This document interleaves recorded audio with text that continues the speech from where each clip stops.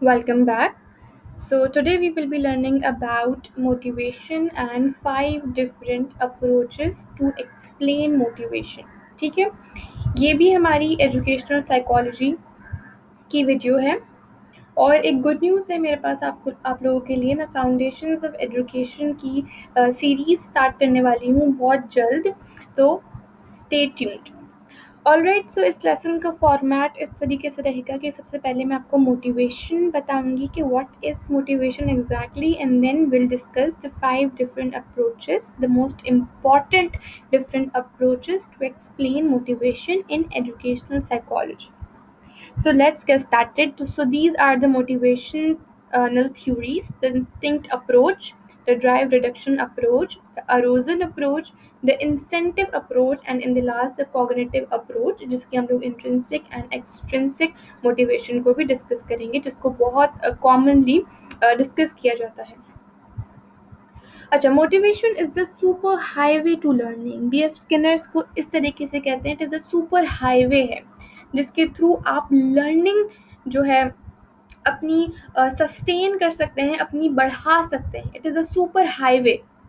अगर आप मोटिवेटेड हैं तो आपकी लर्निंग बहुत ज़बरदस्त किस्म की होगी. ठीक है, it is a super highway. According to him, motivation is the super highway to learning. तो ये लाइन आपको बहुत ज़रूरी याद रखनी है, और जब भी पढ़ने बैठना है तो बी एफ स्किनर को याद रखना है और अपने आप को मोटिवेट करना है और फिर लर्न करने बैठना है. So, how do you define motivation? Motivation can be defined as the inner state that activates, energizes, or move behavior towards goal. ठीक है, आपका प्री डिटरमाइंड कोई गोल है, आपने कोई गोल सेट किया हुआ है पहले से ही, और मोटिवेशन क्या कर रही है, उसमें एक पेट्रोल का काम कर रही है. वो आपको पेट्रोल दे रही है, आप चल रहे हैं और अपने गोल की तरफ जल्द से जल्द बढ़ रहे हैं. ठीक है, so it can be defined as the inner state that activates. आपको एक्टिवेट कर रही है. ठीक है, आप इंटरनली एक्टिवेट हो रहे हैं, आपको एनर्जी मिल रही है, एक पॉजिटिव एनर्जी मिल रही है जिसके थ्रू आप अपने गोल की तरफ बहुत जल्दी जल्दी बढ़ रहे हैं. और मूव्स बिहेवियर, आपका बिहेवियर जो है अपने गोल की तरफ बढ़ रहा है. So, definition याद रखनी, can be defined as the inner state that activates, energizes, or moves behavior towards goal.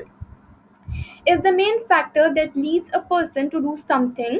बहुत मेन फैक्टर है. अगर आप लोग मोटिवेटेड हैं तो आप लोग कुछ भी अचीव कर सकते हैं. ठीक है, अगर आप लोग मोटिवेटेड हैं. अगर आप लोग डिमोटिवेटेड हैं तो आप लोग कोई चीज़ अचीव तो कर लेंगे, पर उस रैपिडली कोई चीज़ आपको अचीव नहीं होगी, और हो सकता है आप अचीव भी ना करें. Motivation is a word derived from the word motive, which means needs, desires, wants और drive within the individual. आपकी डिज़ायर्स क्या हैं, आप चाहते क्या हैं, आपकी ड्राइव्स क्या हैं, आपकी नीड्स क्या हैं. ठीक है, फॉर एग्जाम्पल आप हंग्री हैं. ठीक है, यू आर हंग्री, और फिर आप मोटिवेटेड है कि मुझे बहुत भूख लग रही है. आप मोटिवेट हुए, आप खड़े गए किचन में, आपने खाना बनाया. तो दैट मीन्स आपका बिहेवियर जो है अपने गोल को अचीव करने के लिए आपने काम किया. ठीक है, एक्टिव हुए आप, और आपने अपनी नीड जो है फुलफिल की, अपनी डिज़ायर जो है फुलफिल की. इंपॉर्टेंट कॉन्सेप्ट्स इस वीडियो में हम लोग डिस्कस करने वाले हैं. नीड्स, ठीक है, biological and sociogenic needs. Biological needs आपका खाना पीना रहना. ठीक है, ये सारी बायोलॉजिकल नीड्स है. सोशियोजेनिक नीड्स आपका फेम, नेम, ठीक है, money, income, all comes in the category of sociogenic. Drives keeps you activated. Incentives reward after your behavior. इनको हम बहुत डेप्थ में डिस्कस करने वाले हैं आगे. So the first theory of motivation is the instinct approach. Let's discuss.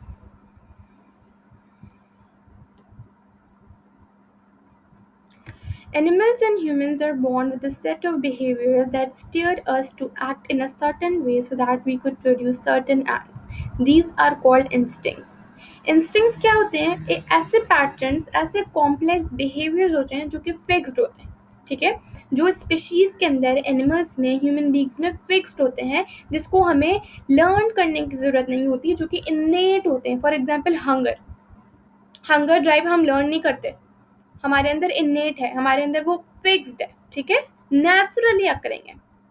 ठीक है, सो animals and humans are born with a set of behaviors that steer us to act in a certain way so that we could produce certain ends. These are called instincts. Instinct क्या है, animals के अंदर में भी है, humans के अंदर भी है, और that steer us means that help us, ठीक है, हमें हेल्प करती है, जो जिसके थ्रू हम एक सर्टेन बिहेवियर करते हैं और एक सर्टेन एंड को फुलफिल करते हैं। Some of these instincts are essential to our survival, ठीक है, अगर हम हंग्री हैं और तो हम जाके ज़रूर खाना खाएंगे, ठीक है, अगर हम खाना नहीं खाएंगे तो हम लोग क्या हो जाएंगे, बिल्कुल भी हेल्दी नहीं रहेंगे, अनहेल्दी हो जाएंगे, और हमारी ड्राइव भी फुलफिल नहीं होगी। So that means these instincts are very necessary for our survival. This approach suggest that we are born to be motivated. Instincts, जैसे कि मैंने आपको बताया, are complex behaviours that have fixed patterns throughout different species and are not taught, ठीक है। टिनबर्गन ने बताया था 1951 में, इंस्टिंक्ट्स की उन्होंने डेफिनेशन दी थी कि ऐसी चीज़ें, ऐसे कॉम्प्लेक्स बिहेवियर्स, ऐसे पैटर्न्स जो ह्यूमन बींग्स या एनिमल्स के अंदर इनेट हो, नेचुरली अकरिंग हो, ठीक है। Example, where the women builds different kinds of houses, the bird builds only one kind of nest, ठीक है। जैसे कि वुमेन जो है different kinds of houses construct करती है, उसमें रहती है, इस तरीके से जो बर्ड होती है वो छोटा सा नेस्ट जो है बिल्ड करती है। तो दैट मीन्स किसी ने हमें नहीं सिखाया, हमारे अंदर इन्नेट कैपेबिलिटी, किसी ने नेस्ट को नहीं सिखाया कि तुम्हें जाना है और ट्री पे एक नेस्ट जो है बनाना है और उसमें रहना है, उसका इन्नेट बिहेवियर था, उसकी इंस्टिंक्ट्स थी वो, ठीक है। So we are motivated by our instincts, by our fixed patterns. Instinct approach, तभी हम इसको इंस्टिंक्ट अप्रोच कहते हैं। The drive reduction approach, drive reduction, drive fulfil होती है, फिर क्या होती है, रिडक्शन हो जाती है, रिड्यूस हो जाती है, हमें जो हमारी जो ड्राइव होती है ना। When the instinct theory of motivation, when the instinct theory of motivation failed to explain most human motivation, it was replaced by the drive reduction theory. According to it, a physiological need creates an aroused tension that motivates an organism to satisfy the need, ठीक है। क्या होता है कि human being के अंदर एक drive, एक स्टेट वो अराइज होना शुरू होती है, वो बढ़ना शुरू होती है, और वो ड्राइव जो है उसे मोटिवेट करती है, उसको उस ड्राइव को फुलफिल करने के लिए, ठीक है। If you are hungry, you are motivated to look for food to reduce your hunger drive, ठीक है। अगर आप भूख लग रही है, आपको भूख लग रही है, तो आप क्या करेंगे, आप खाना बनाएंगे, आप खाने को देखेंगे, आप खाना खाएंगे, एंड देन क्या होगी, आपकी रिडक्शन हो जाएगी, उस ड्राइव की रिडक्शन हो जाएगी। अब फिजियोलॉजिकल नीड यानी कि वो आपका खाना पीना, रहना, शेल्टर, सारी फिजियोलॉजिकल नीड में आती हैं, जो कि मैंडेटरी होती हैं। सो क्या करता है, इसके अंदर क्या होती है, ड्राइव रिडक्शन थ्योरी में आपकी ड्राइव, आपके जो स्टेट है वो आपको मोटिवेट करती है, और फिर आप उसको फुलफिल करते हैं, एंड देन ड्राइव रिडक्शन हो जाती है, उस ड्राइव की रिडक्शन हो जाती है। There are two types of drives. Primary drives is related to our biological needs. Example, hunger, thirst. ठीक है, प्राइमरी ड्राइव्स आएंगे, मैंडेटरी ड्राइव्स। सेकेंडरी ड्राइव्स क्या हैं, these are related to our prior experience and learning. Example, achievement. Alright, the arousal approach. This approach came about because there were situations which the drive reduction approach could not explain. As you can see, एक theory के बाद दूसरी theory आ रही है। जब पहली वाली theory जो है सारे क्वेश्चंस के आंसर नहीं कर पाई, ठीक है, वो पूरी तरीके से फुलफिल नहीं हो पाई, ठीक है। For example, we do thrill seekers bungee jump, rather than trying to reduce a drive, these thrill seekers are motivated to maintain or increase excitement. In same way, this approach is similar to the drive reduction approach. The Rosal approach to motivation suggests that if our excitement level is too high, we try to reduce it. If our excitement level is too low, we try to increase it by seeking stimulation. अच्छा, अरोजल approach ये कहती है, हम लोग क्या होते हैं, excitement से लिंक्ड होते हैं। अगर हम लोग किसी चीज़ को गेन करने के लिए, किसी चीज़ को पाने के लिए बहुत ज़्यादा एक्साइटेड हैं, तो हम लोग क्या करेंगे, उसको जल्दी जल्दी काम करेंगे, ठीक है, और वो जल्दी से रिड्यूस हो जाएगी। Excitement level is too high, we try to reduce it. So that was about arousal approach. The incentive approach, where our needs push, incentives, positive or negative stimuli pull us in reducing our drives. Henry Murray called these needs as presses. A food deprived person who smells baking bread feels a strong hunger drive. For example, students want good grades, so they study hard. Incentive theory has given the following two types of motivation. अच्छा, हम लोग क्या होते हैं, rewards के through, हम लोग positive rewards के थ्रू मोटिवेटेड होते हैं.